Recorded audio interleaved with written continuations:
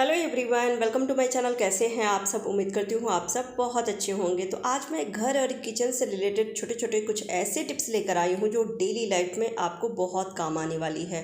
तो please video को पूरा देखिएगा। अच्छी लगे तो लाइक एंड शेयर कर दीजिएगा। चैनल पर पहली बार आए हैं तो सब्सक्राइब जरूर कर लीजिएगा।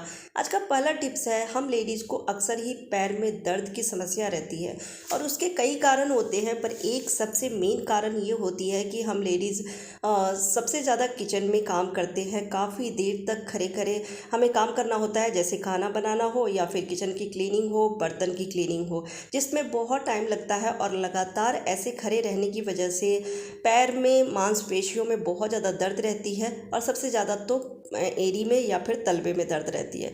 तो इससे छुटकारा पाने के लिए मेडिसिन लेते हैं कई लोग, लेकिन उसकी जगह पे आप बेलन का इस्तेमाल कर सकते हैं। बेलन तो एक दो एक्स्ट्रा होती ही है घर में। जो भी पुराना बेलन हो जिसका आप रोटी बनाने में यूज़ ना लेते हो, आप वो बेलन ले लीजिए और इस तरह से तलवे के नीचे रख लेना है और इसको इस तरह से रोल रोल घुमाना है। पैर को इस तरह से घुमाएंगे तो इससे काफ़ी आराम मिलती है।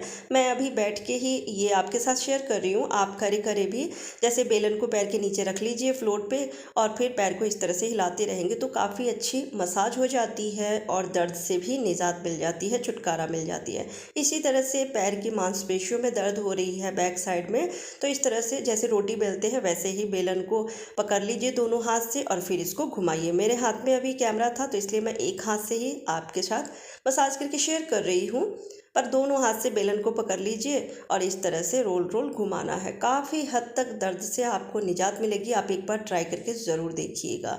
और अक्सर ही महिलाओं को ये समस्या होती है, तो आगे से आपको जब भी प्रॉब्लम हो इस टिप्स को एक बार ट्राई करके ज़रूर देख लीजिएगा।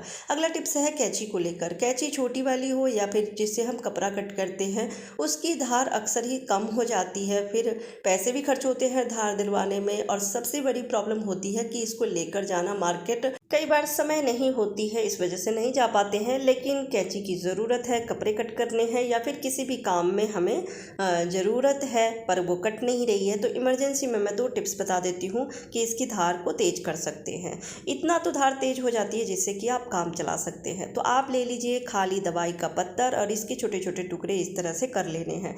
2-3 मिनट तक इस तरह से दवाई के पत्तर को कट करेंगे तो इसकी धार काफ़ी हद तक तेज हो जाती है। दूसरा टिप्स है, नेल पेंट की शीशी तो होती ही है घर में, तो कोई भी बेकार नेल पेंट की शीशी ले लीजिए और इस तरह से इसकी धार पे हमको घिसना है। बहुत ज़्यादा शार्प हो जाती है इससे। आप एक बार ट्राई करके ज़रूर देखिएगा। जो भी सीजर की धार कम है आप उस पर एक बार इस तरह से घिस के देखिएगा, ये काफ़ी हद तक इसकी धार तेज हो जाती है। तो इमरजेंसी में इसका इस्तेमाल कर सकते हैं आप। बहुत ही बढ़िया टिप्स है, ट्राई करके एक बार ज़रूर देखिएगा। चलिए अगला टिप्स देख लेते हैं। तो अगला टिप्स है छाता को लेकर। छाता तो हम सभी घरों में रखते ही हैं, लेकिन इसका बहुत ही कम इस्तेमाल होता है। सबसे ज़्यादा यूज़ बरसात के मौसम में होती है, उसके बाद ये ऐसे ही घरों में पड़ा रहता है। तो कई बार छाता की जो बेल्ट होती है जिससे हम इसको ऑर्गेनाइज करके रखते हैं, अच्छे तरीके से इसको फोल्ड करके रखते हैं, वो टूट जाती है और उसके बाद फिर छाता ऐसे बिखरे रहते हैं। देखने में भी अच्छा नहीं लगता है और इधर उधर ऐसे ही रखा रहता है बिखरा हुआ, तो अच्छा नहीं लगता है। डस्ट भी बहुत ज़्यादा लग जाती है। तो बहुत ही छोटा सा लेकिन काम का टिप्स बता रही हूँ कि अगर कभी भी बेल्ट टूट जाए इसका, तो आप यूज़ कर सकते हैं रबर बैंड, या फिर जो बालों में लगाने वाली जो आती है बैंड, वो भी आप यूज़ कर सकते हैं। तो आप वो ले लीजिए और इसमें छाता में आप 1 या 2 लगा सकते हैं, जिससे ये ऑर्गेनाइज रहेगी, धूल मिट्टी भी नहीं लगेगी और कहीं पर भी इसको ऑर्गेनाइज करके टांग सकते हैं, तो देखने में बुरा नहीं लगेगा।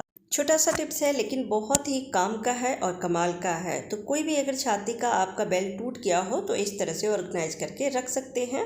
कैसा लगा ये टिप्स कमेंट करके ज़रूर बताइएगा। अगला टिप्स है, कई लेडीज़ को ईयरिंग पहनने में प्रॉब्लम होती है, चाहे वो गोल्ड की ईयरिंग हो या फिर आर्टिफिशियल। सेम प्रॉब्लम मुझे भी होती है कि अगर मैंने हैवी ईयरिंग पहन लिया है या फिर अगर हम टॉप्स पहनते हैं तो ज़्यादा प्रॉब्लम नहीं होती है, लेकिन इस तरह की ईयरिंग पहनती हूँ तो बहुत ज़्यादा इचिंग होने लगती है और उसके बाद घाव हो जाता है, कान जो है वो सूजन भी हो जाते हैं, तो हम नहीं पहन पाते, फिर हमें निकालना पड़ता है इसे। तो मैं इस टिप्स को ट्राई करती हूँ और उसके बाद फिर मुझे समस्या नहीं होती है। तो जब भी आपके भी कान में ऐसी समस्या हो कि आप कोई भी आर्टिफिशियल ज्वेलरी या फिर गोल्ड ज्वेलरी पहन रहे हो और इचिंग होती है, तो आप क्या करें, लहसुन में इस तरह से ईयरिंग को कुछ सेकंड के लिए लगा के रखें। लहसुन का जो जूस है वो जब लग जाती है इसके डंडी में, उसके बाद थोड़ी देर के लिए छोड़ दीजिए ड्राई होने के लिए। और ड्राई जैसे ही हो जाएगी फिर आप पहनेंगे तो आपको ये प्रॉब्लम बिल्कुल भी नहीं होने वाली है। मुझे भी ये प्रॉब्लम होती थी, लेकिन जब से मैंने ये ट्राई किया है टिप्स को, तब से ये समस्या ख़त्म हो गई है। तो अगर आपको ये प्रॉब्लम होती है तो आप इस टिप्स को एक बार ट्राई करके ज़रूर देखिएगा। अगला टिप्स है, कई बार घर में मच्छर बहुत ज़्यादा आने लगते हैं और ख़ासकर ये समस्या बरसात के मौसम में होती है।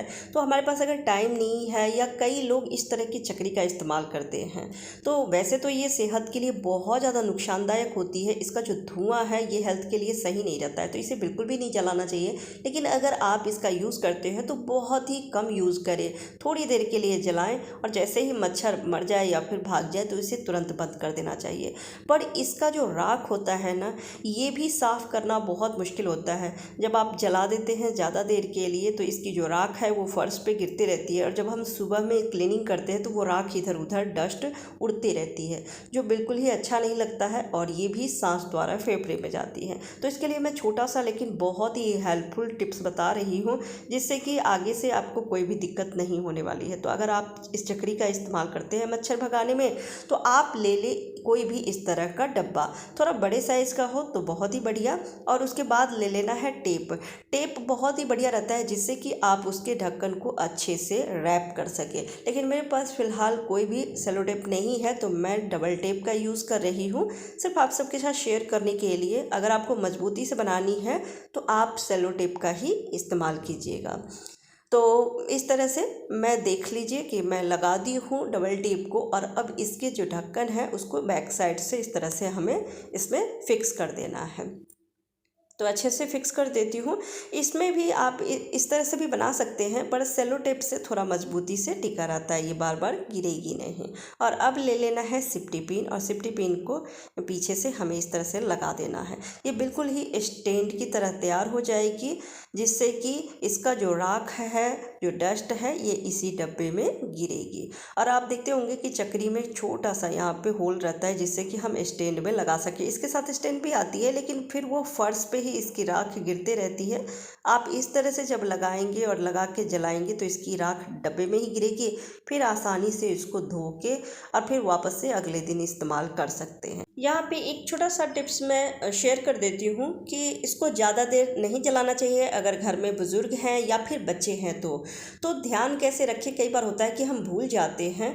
तो आप क्या करें, जितनी देर आपको जलाना है वहाँ पे पानी से इस तरह से गीला कर दें। थोड़ी देर के लिए ही जलाइए, लेकिन जहाँ पे आपको इसको बंद कर देना है जो अपने आप बुझ जाए, तो इसके लिए पानी से थोड़ा सा गीला कर देंगे तो आपको ध्यान रखने की भी ज़रूरत नहीं होगी। जैसे ही ये वहाँ तक जलते जलते पहुँचेगी अपने आप बुझ जाएगी।